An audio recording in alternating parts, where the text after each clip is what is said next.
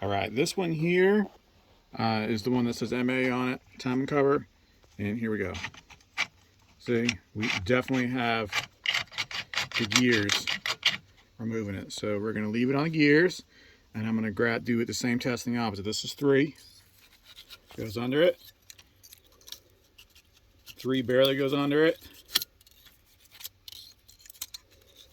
So that tells me this cover will work.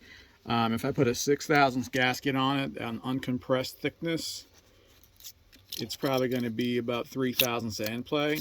It's not ideal, but 3,000 will actually work if you have to. And then the gasket will compress. You know, it'll get a little bit tighter than that. Or some gaskets are as thin as 4, 4.5. I always prefer a paper gasket. So this cover will go as long as the cam sensor alignment is good.